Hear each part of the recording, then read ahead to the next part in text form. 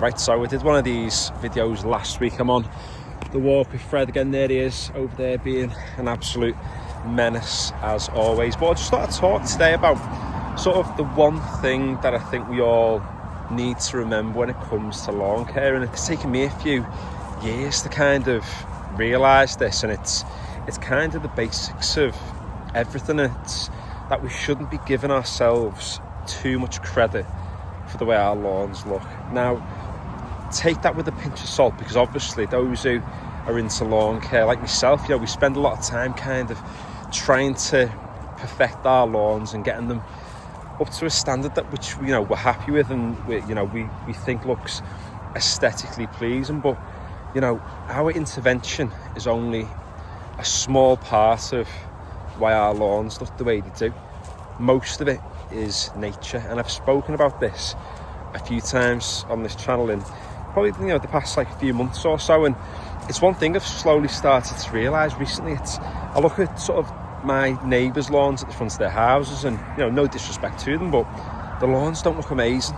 They don't look fantastic. However, they still have a lawn, still relatively green, or the lawns next door, it's really long at the front, but they've got plenty of grass coverage, and even when they scalp it right down, which they do every sort of 3 to 4 months, it's a long time between cuts, but when they do, it bounces back and recovers, and they're doing nothing to that lawn other than giving it that scalp every so often. They're not putting iron down, they're not putting seaweed down, they're not putting nematodes down, or whatever they're called. They're not putting all these fancy things, yet they still have a lawn in place. And part of that reason is because they're letting nature do the work for them, and that really is the key when it comes to lawn care.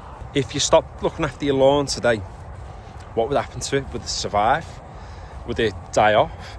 I think part of the reason why some lawn enthusiasts lose their lawns in the winter time is because they do too much to the lawn, and I think they do too much too late, and then they start a little bit too early as well. And I'm 100% guilty of doing it myself.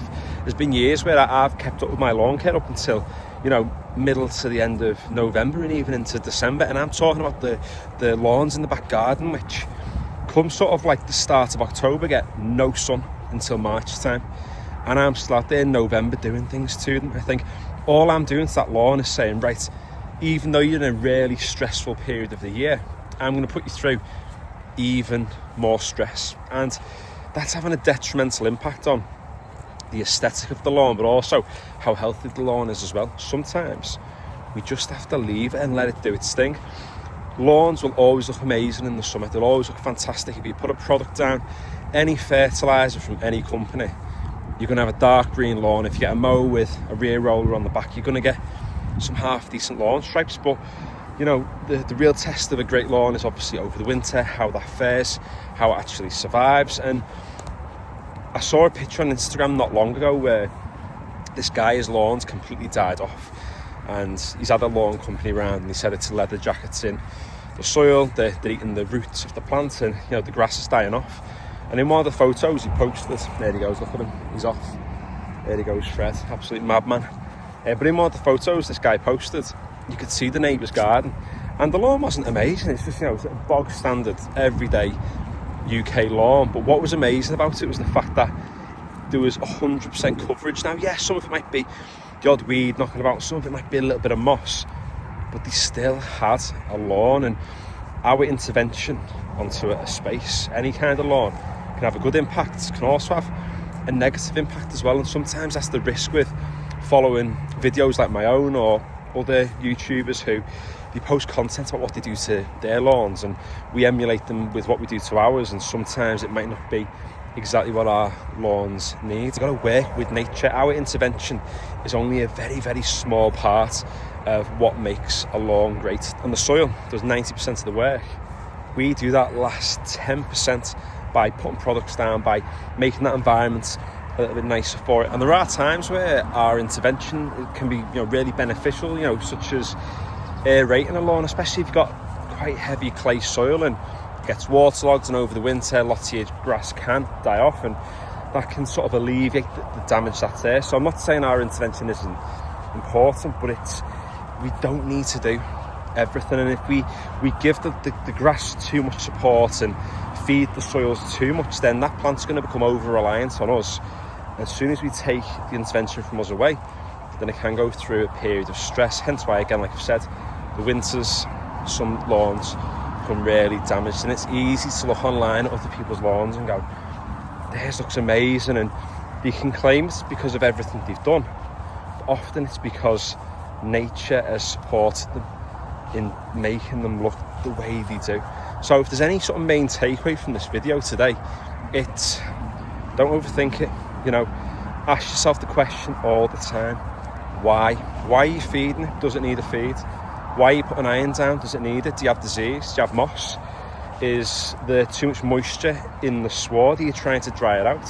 Why are you getting on with weed killer?